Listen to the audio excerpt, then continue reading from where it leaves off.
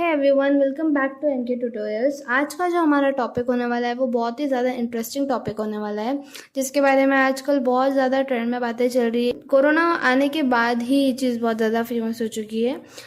आज का हमारा जो टॉपिक होने वाला है, it is all about biotechnology, a small introduction to biotechnology. Biotechnology is a revolution in science. It is a multidisciplinary field that utilizes living organisms and their biological systems to create product and solutions for human benefit. That means कि हम micro organisms use करके, biological systems को use करके, कुछ technology को use करके और हम ह्यूमन बेनिफिट के लिए कोई चीज़ें बनाते हैं, जिसके बहुत सारे एप्लीकेशंस हैं, from developing new medicine and therapies to improving agricultural practices and addressing environmental challenges. So, the concept behind biotechnology is we are going to use living organisms, we are going to use cellular components or microorganisms, basically living organisms, to make something new that is beneficial for us, that is beneficial for society in every way. Let us discuss about the history and evolution of biotechnology. ये जो biotechnology है ये बहुत पहले से चलता आ रहा है, बट हमने उसको टर्म अभी किया है। बायोटेक्नोलॉजी ये टर्म हमने अभी किया है एंशिएंट टाइम्स में। अर्ली सिविलाइजेशंस जो है वो क्या यूज़ किया करते थे, फर्मेंटेशन प्रोसेस यूज़ किया करते थे, जिससे वो फूड प्रिजर्व कर सके एंड बेवरेजेस बना सके। तो ये जो चीज़ें वो बहुत पहले से चलती आ रही है, बट धीरे धीरे उसको इन्हेंस किया डिफरेंट साइंटिस्ट्स ने, अलग अलग रिसर्चर्स ने उसको मॉडिफाई किया। मॉडिफाई करने के बाद उसको नाम दिया, उस पर्टिकुलर प्रोसेस को नाम दिया कि ये सारी चीज़ें तो है बायोटेक्नोलॉजी के अंदर आती है। That means we are using living organisms. Bio means living organisms and technology means different techniques. We are using different techniques on that living organisms to make something which is beneficial for human beings, which is beneficial for environment, which is beneficial for all living organisms basically. तो ancient times में जब ये early civilisations जो थे वो fermentation process use करते थे food preservation के लिए एंड ब्रीविंग के लिए। Nowadays we use different micro organisms which give a better taste to the beverages, which give better quality, which gives everything which is much more beneficial from the ancient times. 19th century में Louis Pasteur का जो काम था, germ therapy पे जो उन्होंने काम किया था, उस काम ने मेडिसिन में एक नया रिवोल्यूशन लाया, मेडिसिन फील्ड में, मेडिकल फील्ड में एक नया रिवोल्यूशन लाया। 20th century में जब पेनिसिलिन डिस्कवर हुआ, पेनिसिलिन डिस्कवर होने के बाद वो जो भी एरा स्टार्ट हुआ, it was an antibiotic era. And modern biotechnology के बारे में अभी मैंने बताया कि genetic engineering, gene editing, DNA technology, ये सारी चीज़ें जो है हम उससे मैनिपुलेशन कर सकते हैं जीन्स का, तो डिफेक्टिव जीन्स निकाल सकते हैं और जो जीन्स हमारे लिए बेनिफिशियल है, बेसिकली जो हमारे लिए यूज़फुल है, हम उनको यूज़ करके न्यू चीज़ें बना सकते हैं। As you see that 6000 BC के पहले ईस्ट यूज़ किया जाता था to make wine and beer. मतलब ये जो माइक्रो ऑर्गेनिजम्स यूज़ करने का जो प्रोसेस है काफ़ी साल पहले से या काफ़ी पहले से चला आ रहा है, बस हमने उसको नाम अभी दिया है।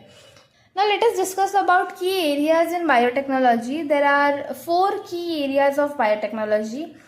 That is medical biotechnology, agricultural biotechnology, industrial biotechnology and environmental biotechnology. Let us see that what is there in these different areas. अगर मैं मेडिकल बायोटेक्नोलॉजी की बात करूँ तो उसमें होता है कि हम न्यू ड्रग्स, नोवेल ड्रग्स का मतलब होता है न्यू ड्रग्स हम इन्वेंट कर रहे हैं या डेवलप कर रहे हैं, न्यू डायग्नोस्टिक थेरेपीज जो है हम डेवलप कर रहे हैं for disease prevention and treatment. Secondly, agricultural biotechnology, which improves crop yield, enhances nutritional content and develops pest-resistant strains. That means nowadays बहुत ज़्यादा पोल्यूशन होने की वजह से क्रॉप की यील्ड बहुत कम हो चुकी है, न्यूट्रिशनल कंटेंट जो है वो बहुत कम हो चुका है। तो उन सबको अवॉइड करना है, अगर उन सब से हमको हमारे क्रॉप को बचाना है तो there we use agricultural biotechnology. Third area is industrial biotechnology, where we use biological processes to manufacture different biofuels, अलग अलग biofuels, जैसे कि पेट्रोल हो गया, डीजल हो गया, ये सारी चीज़ें नेचुरली तो मुझे मिलती ही है, लेकिन बहुत ज़्यादा यूज़ होने की वजह से, ओवर यूज़ होने की वजह से फॉसिल फ्यूल्स जो है वो ख़त्म होते जा रहे हैं. सो बेसिकली एक आइडिया क्या है उसके पीछे का, कि हमको बायोफ्यूल बनाने का मतलब ये है कि हम ज़्यादा यूज़ कर सके fuels as compare to the fuels that are produced in the earth. Different bio materials and different other industrial products, जैसे कि अलग अलग बेवरेजेस हो गए, अलग अलग फूड मटेरियल हो गया, पैकेज्ड फूड हो गया. तो इंडस्ट्रियल बायोटेक्नोलॉजी जो है वो ये सारी चीज़ों को इन्वॉल्व करता है. And last but not the least, environmental biotechnology, जहाँ पर डिफरेंट चैलेंजेस जैसे कि बायो रेमिडिएशन हो गया, पोल्यूशन कंट्रोल हो गया एंड सस्टेनेबल रिसोर्स मैनेजमेंट हो गया, इन सब चीज़ों के बारे में हम इसमें पढ़ेंगे. एक एक करके चारों को हम डिस्कस करते हैं. सबसे पहली चीज़ है biotechnology in medicine and pharmaceuticals. तो drug discovery, gene therapy, personalised medicine, इन सब के बारे में मैं पहले भी बता चुकी हूँ. इसके पहले जो मैंने वीडियो अपलोड किया था डीएनए के बारे में, उसमें मैं ये सब चीज़ें बता चुकी हूँ. तो मैं डिस्क्रिप्शन में उसका लिंक डाल दूंगी, तो प्लीज़ जाके उसको देखना, तो आपको बहुत अच्छे से समझ में आएगा कि जीन थेरेपी क्या है, पर्सनलाइज्ड मेडिसिन क्या है.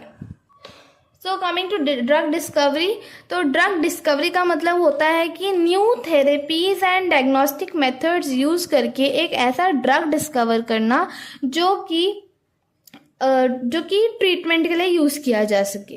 जीन थेरेपी का मतलब ये होता है कि जो भी हमारे जेनेटिक डिसऑर्डर्स है, जेनेटिक डिसऑर्डर्स कब होते हैं, जब हमारे डीएनए के अंदर डिफेक्टिव जीन्स होते हैं.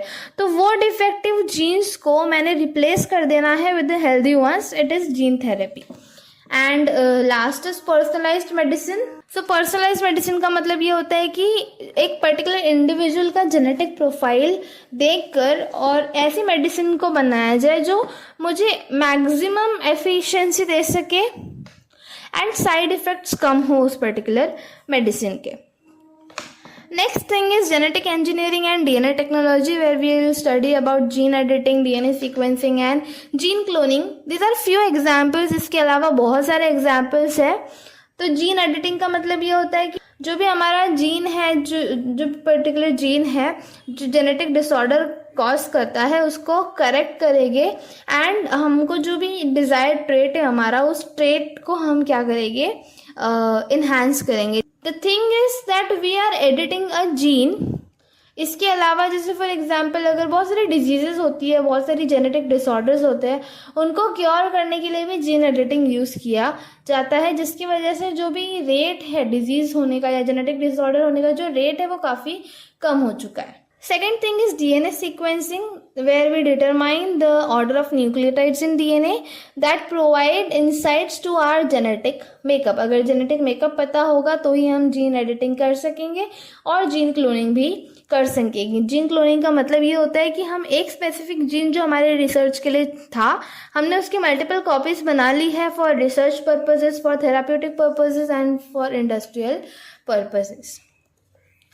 Now coming to the application of biotechnology in agriculture and food production. So जैसे अभी थोड़ी देर पहले मैंने बताया कि बायोटेक्नोलॉजी जो है वो कहाँ कहाँ पर एप्लीकेबल है. तो क्रॉप यील्ड्स को इम्प्रूव करना, ड्यू टू पोल्यूशन, बहुत ज़्यादा पोल्यूशन होने की वजह से जो क्रॉप की यील्ड होती है वो ख़राब हो जाती है, या बहुत ज़्यादा पेस्ट हो गया, बहुत सारे इंसेक्ट्स हो गए, वो क्या करते हैं उस पर्टिकुलर क्रॉप को खाकर और मेरे क्रॉप को खराब कर देते हैं.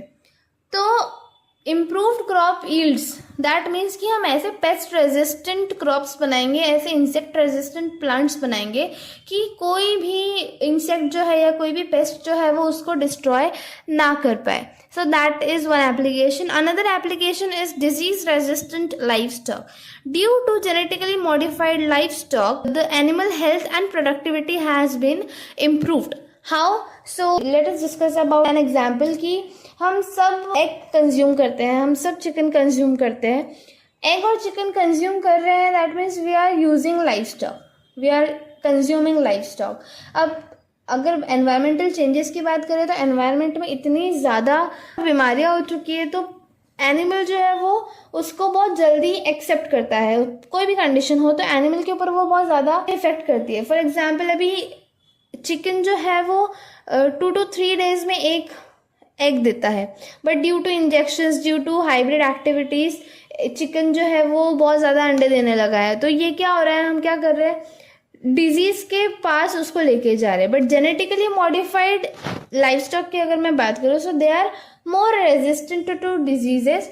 फॉर एग्जाम्पल इन्फेक्शन हो गया, इन्फेक्शन रेजिस्टेंट जीन डाल देंगे तो उस पर्टिकुलर लाइफ स्टॉक को इन्फेक्शन नहीं होगा। अगर हम कोई भी एग में अगर हम एक लिमिटेड अमाउंट में अगर हम उसके अंदर कोई भी चीज़ इंसर्ट कर रहे हैं, कोई जीन इंसर्ट कर रहे हैं, तो वो उस पर्टिकुलर एनिमल को कोई भी नुकसान नहीं कर रहा है। पर कुछ लोग लालच के चक्कर में क्या करते हैं, उसके अंदर इतना उस पर्टिकुलर एनिमल में या उस पर्टिकुलर लाइफ स्टॉक में इतना ज़्यादा इंजेक्शन भर देते हैं, जिसकी वजह से क्या होता है कि उसका जो बॉडी है वो उस चीज़ को झेल नहीं पाता, या तो मर जाता है या तो जेनेटिक डिसऑर्डर कॉज करता है। Third application is enhanced nutritional content. That means biotechnology जो है उसको यूज़ करके हम क्या कर सकते हैं, क्रॉप का न्यूट्रिशनल वैल्यू इंक्रीज कर सकते हैं by providing essential vitamins and minerals to consumer. And last but not the least, biotechnology environmental sustainability में कैसे यूज़ करते हैं। तो बायो रेमेडिएशन एक ऐसा प्रोसेस है जहाँ पर हम माइक्रो ऑर्गेनिजम्स यूज़ कर सकते हैं to clean up contaminated soil and water by removing pollutants from soil and water and restoring the ecosystem. दूसरी चीज़, हम सस्टेनेबल एग्रीकल्चर यूज़ कर सकते हैं। सस्टेनेबल एग्रीकल्चर का मतलब ये होता है कि we use biotechnology by developing pest resistant crops, reducing pesticide use. Rather than using chemical pesticide, we will use biologically produced pesticides. Then next thing is renewable energy. तो अभी जैसे भी थोड़ी देर पहले मैंने बताया कि बायोफ्यूल्स की बात अगर मैं ना करूँ, फॉसिल फ्यूल्स की अगर मैं बात करूँ, तो जितनी भी व्हीकल्स आज चल रहे हैं वो सारे फॉसिल फ्यूल्स की वजह से ही चल रहे हैं। बट हमारे अर्थ में उतना फ्यूल बचा नहीं है, तो इतनी सारी गाड़ियों को चलना तो है ही, तो हमने एक ऑप्शन निकाला है कि बायोफ्यूल्स यूज़ करते हैं। अब ये बायोफ्यूल्स कैसे बनते हैं, सो बायोफ्यूल्स बनाने के लिए we use micro organisms that produce fuels and it can be used which cause less air pollution. And lastly waste management, that means biotechnology use करके हम एफिशिएंटली वेस्ट को रिसाइकल कर सकते हैं और डिफरेंट ट्रीटमेंट प्रोसेस यूज़ कर सकते हैं।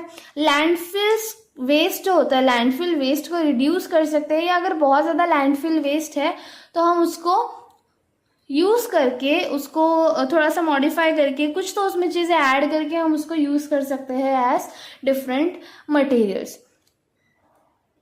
सो आई होप ये वीडियो आपको समझ में आया होगा। अगर वीडियो नहीं समझ में आया है तो कमेंट सेक्शन में अपने डाउट्स को मेंशन कर सकते हो। वीडियो पसंद आया है तो लाइक करो, शेयर करो, and if you are new to the channel तो चैनल को सब्सक्राइब करो और बेल आइकन को हिट करो, तो मैं जब भी न्यू वीडियो पोस्ट करूँ तो आपको फर्स्टली नोटिफिकेशन मिल जाए। तब तक के सी यू, बाय बाय।